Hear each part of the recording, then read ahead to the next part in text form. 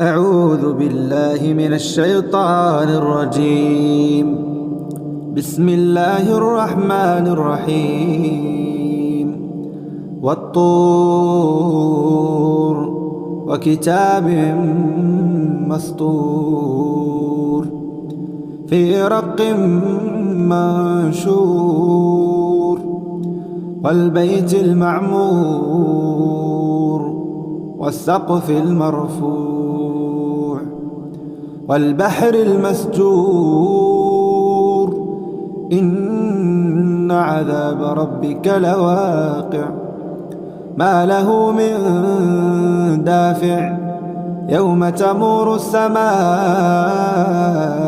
مورا وتسير الجبال سيرا فويل يومئذ للمكذبين الذين هم في خوض يلعبون يوم يدعون إلى نار جهنم دعا هذه النار التي كنتم بها تكذبون أفسحر هذا أم أنتم لا تبصرون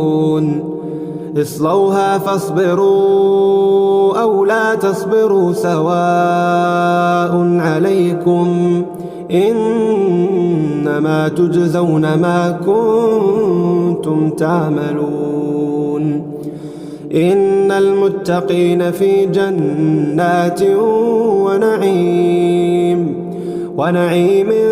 فاكهين بما آتاهم ربهم ووقاهم ربهم عذاب الجحيم كلوا واشربوا هنيئا بما كنتم تعملون متكئين على سرر مصفوفة وزوجناهم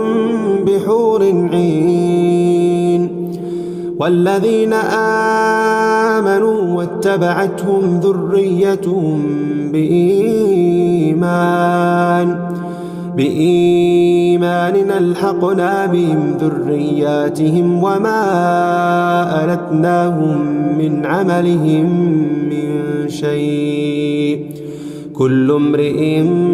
بما كسب رهين وأمددناهم بفاكهة ولحم مما يشتهون يتنازعون فيها كأسا لا لغو فيها ولا تاثيم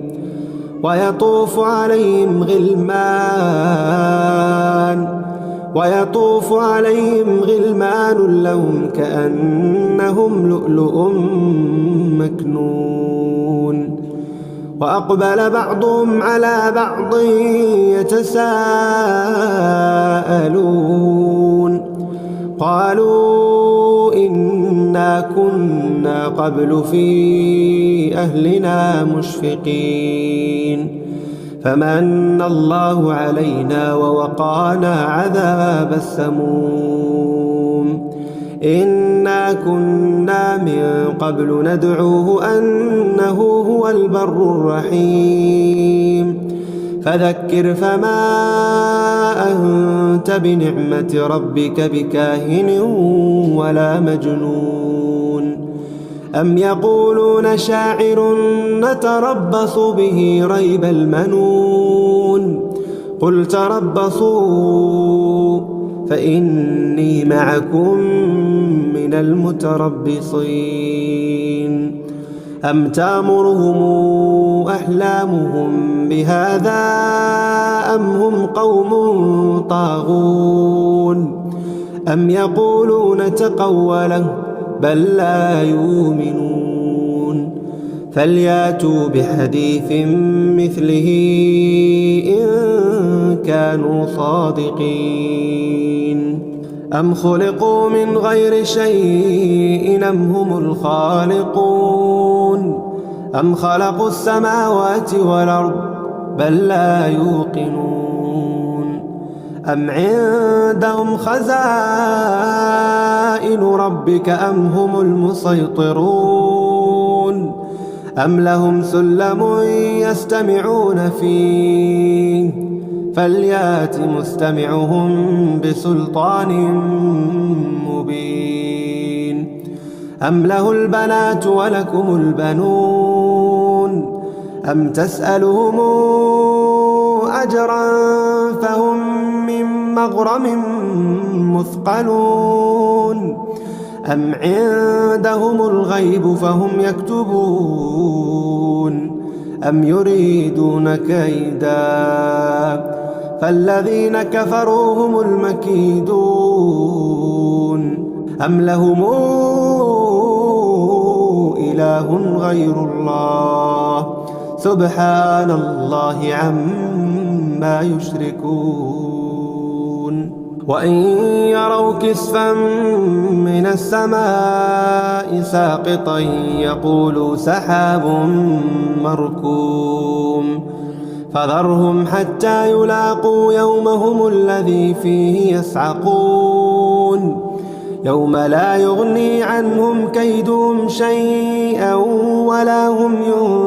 ينصرون